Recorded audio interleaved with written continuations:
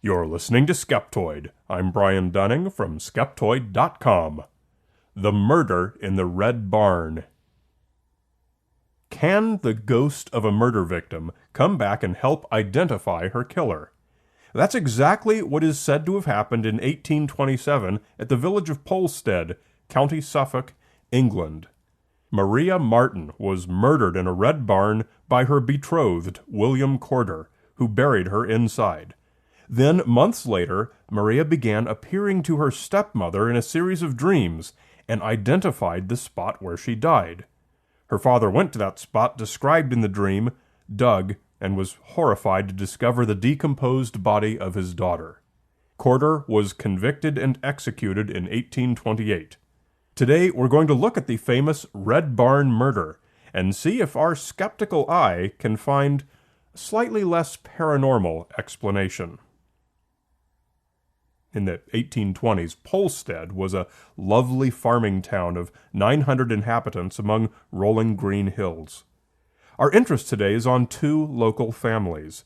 First, the Corders. William Corder was the sole surviving son, having lost his father and brothers in just the past year.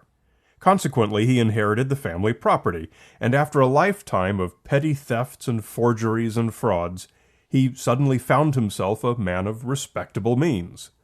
Corder owned extensive farming property, which included a great red barn that was somewhat notable as a local landmark. The Martens were another family. Old Thomas Marten was an exterminator who trapped and killed moles for the local farmers. He was married to his second wife, Anne, and among his daughters was the pretty Maria. She'd had two sons to different boyfriends. The first had died, but the second survived and received some support from an absentee father. In 1826, at the age of 24, Maria began dating William Corder, 2 years her junior. Soon they had another son of their own, but the child was sickly and died after only 1 month. Corder and Maria did plan to marry, but trouble was afoot. Corder brought news, never proven, that a warrant had been issued for Maria for the crime of having a child out of wedlock. And so on May 18, 1827, Corder presented his plan to the Marten family. He and Maria would elope. Maria would disguise herself in a man's clothing. The two would leave by separate routes, Corder armed with a pair of loaded pistols, and they would meet at the Red Barn, half a mile distant from the Marten home. They would then make their way to Ipswich, some 15 miles away, and get married the very next day. A few days later, Corder returned to the Marten household and explained that there was some hold-up with the marriage license, and that Maria was remaining in Ipswich to try and resolve it. He came back again a few weeks later with the same news, and again, and again. By the end of 1827, Corder wrote the Martens from London, explaining that he and Maria had moved there, and had finally been able to get married. He wrote several times, always telling them of Maria's happiness in their new life. But then, in April of 1828, Anne Marten suggested to her husband that he should go to the Red Barn and examine it. He asked why, and she answered, "I have very frequently dreamed about Maria, and twice before Christmas I dreamed that Maria was murdered and buried in the Red Barn." Surprised that she'd kept this to herself for 4 months, he asked why she hadn't told him this before, and she explained that she was worried he would consider her to be superstitious, a trait of which she knew he disapproved. Anne was insistent, and so on April 19th, Thomas collected a stalwart friend and the two went to the Red Barn. They cleared away the straw from the floor and saw one place against the back wall where the earth appeared to have been disturbed. They dug, and it is not necessary to try to describe a father's anguish at what he found. Police took over from there, and quickly determined the cause of the violent murder, and retrieved a handkerchief from the body which Anne identified as Corder's. They learned of Anne's dreams, and all regarded it as a miracle that Maria had somehow been able to solve her own murder from beyond the grave. Investigators quickly tracked down Corder and arrested him in London only 4 days later. News of Maria's ghost spread over all of England, Songs and plays and poems and puppet shows recreated the grisly murder. By the time Corder's trial began on August 7th, London hotels were said to have been filled 2 weeks in advance. Such was the fame of the case that when Corder was hanged on August 11th, between 7 and 20,000 spectators were reported to have witnessed it. 14 years later, the Red Barn burned down, bringing an end to the story, and the smoke could be seen from the Marten home. And now we fast forward to the present day, where that same home still stands, expanded a bit and modernized, still ensconced in greenery, and now listed in the UK's National Archives as an historic location. Today we have the luxury of looking back on this tale with some hindsight and with a bit of skeptical experience under our belts. You don't have to be a police detective to know how today's police would regard Anne's dream revelation. In 2014, Florida police were investigating the murder of Kelly Brennan. A friend of the victims, Sheila Graham Tott, contacted police claiming to have had an experience she believed was psychic, a dream in which she saw Brennan being hurt. She first told her sons about it and described exactly where the attack happened in the dream. Sure enough, they found Brennan's body in a wooded area exactly where she said it was. The case could not have been a more perfect parallel for the Red Barn murder. Soon it came out that Graham Tott had discovered that her friend Brennan was having an affair with her husband and beat her to death with a hammer. Graham Tott was arrested, convicted of first-degree murder, and sentenced to life in prison. The lead investigator expressed his belief that Graham Tott never actually had any dreams or visions, and that it was guilt that compelled her to make up the story as a way to reveal the location of Brennan's body. When psychics come to police with a tip that actually does pan out, which is the rare exception, one of two things usually happens. The first and most common is that it turns out police only said the tip came from the psychic. In most cases, it actually came from a confidential informant, whose identity the police want to protect.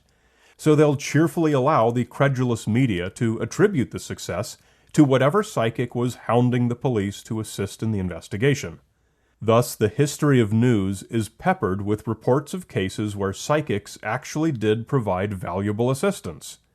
In his 1994 book, Psychic Sleuths, ESP and Sensational Cases, Joe Nickell discussed just such a case. Claims of psychics aiding police investigations are almost always cover stories to protect actual witnesses. Be skeptical next time you hear one. But it is the second most common outcome that we're interested in today. The psychic, upon providing a tip that turns out to be true, immediately becomes a prime suspect, and, as often as not, is arrested and proven guilty by the evidence they themselves provided. This is exactly what happened in the Kelly Brennan murder, and it could well be what happened if the Maria Marten murder was being investigated today. It turns out that Anne Marten, the stepmother who had the dream, may have had a motive to kill Maria, or at least participate in her murder, and then, 10 or 11 months later, she had another motive to throw Corder under the bus by revealing Maria's murder. For it turns out that Anne and Corder were having an affair, and had been for some little while, both before and after the murder. It's probably the reason Corder hung around Polstead for a few months before finally going to London. This affair was known to some and suspected by others, and came out during Corder's trial. Anne, although married to Maria's father, was only a year older than Maria, and was said to be no less susceptible to the charms of this handsome young man of means, as compared to her dreary, fat, old, mole-catching husband. No proof survives, and so we can only speculate, but Anne may have played an active role in the premeditated plan to remove this rival for Corder's affection. Corder himself, as reported by multiple witnesses, was said to be annoyed at Maria's pressure on him to marry her. Doctors who examined Maria's body found that she had died first by strangulation from Corder's handkerchief tied around her neck. Then she'd been shot in the face and stabbed in the eye, neck, and chest. However, the exact circumstances of what happened in the Red Barn and who was present will never be known. It's probable that the reason Corder stayed around Polstead for a while was to continue his affair with Anne. Once he moved to London, one of the first things he did was to write home to the Martens multiple times, describing the fictional wedding he and Maria had enjoyed. But while he was writing those, he was also writing a personal ad to run in the London papers, via an intermediary to keep his identity secret. The ad ran on November 13th, and again on November 25th. Dozens of replies were received, and ultimately read in court. A young lady named Mary Moore captured his heart immediately, so much so that the second ad may not have even been necessary. London records show only one marriage between a William Corder and a Mary Moore, and it was on November 27th, 2 days after the ad ran, though its birth year shown for Corder is 5 years off, so it may not be the right record. Corder wrote more letters to the Martens, telling them how happy he and Maria were, even after he was married to Mary Moore. But the grapevine of gossip eventually had its way with him. By April of 1828, Anne Marten learned that Corder had married. And then, coincidentally, her dreams began, and she outed him as a murderer. Jilted much? This is not a new theory. Such rumors were being tossed about even before Corder's trial. Nevertheless, it is Anne's claim of a dream that has become the popular version of the story that is told and retold today. Did Maria come to her loving stepmother in a dream and show her where she'd been murdered? Or is it possible that some other, more earthly, and more worldly explanation was at the root of the story? When you hear a ghost story that sounds like contrived fiction, even if it surrounds actual events, you should always be skeptical. If you like the podcast, you'll love seeing it live. Let me come to you, your school or company or meetup group. I've got great live shows for all audiences, introducing the awesomeness of scientific skepticism to a new audience that you choose. Come to Skeptoid.com and click on Live Shows. You're listening to Skeptoid, a listener-supported program. I'm Brian Dunning from Skeptoid.com.